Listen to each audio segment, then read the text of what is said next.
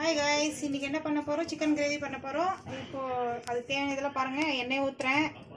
எண்ணெய் ஊற்றிட்டு கடுகு போட்டுக்கலாம்.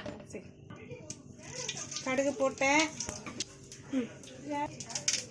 கருவேப்பிலை, வெங்காயம், பச்சை மிளகாய் நல்லா ஃப்ரை ஆகணும். அது பாருங்கள், வெங்காயம் நல்லா வெந்துச்சு. இப்போ இஞ்சி பூண்டு பேஸ்ட்டு போட்டேன்.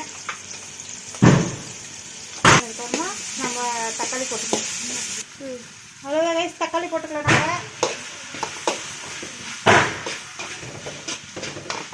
நாங்கள் ஃப்ரை ஆகணும். தக்காளி நல்லா ஃப்ரை ஆகணும் கைஸ். அதுக்கப்புறமா நம்ம மசாலா, தேவையான மசாலா எல்லாம் போட்டுக்கலாம். ரைஸ் டொமேட்டோ நல்லா கிரேவி ஆகிடுச்சு. இப்போ நம்ம தேவையான மசாலா எல்லாம் போட்டுடலாம். கரம் மசாலா, கொஞ்சமாக தனியா பவுடர், சிக்கன் மசாலா, மஞ்சள் பொடி, கொஞ்சமாக காரத்தூள் போட்டிருக்கேன்.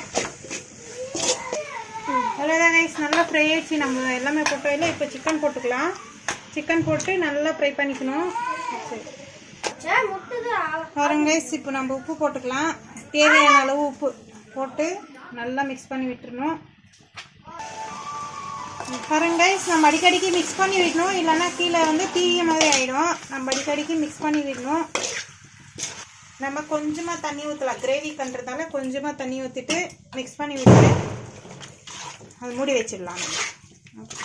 அவ்வளோதான் கைஸ், சிக்கன் கிரேவி ரெடி ஆயிடுச்சு. பிடிச்சிருந்தா லைக் போடுங்க, ஷேர் பண்ணுங்கள், சப்ஸ்கிரைப் பண்ணுங்கள். தேங்க்யூ. நான் உங்கள் பவித்ரா. பாய்.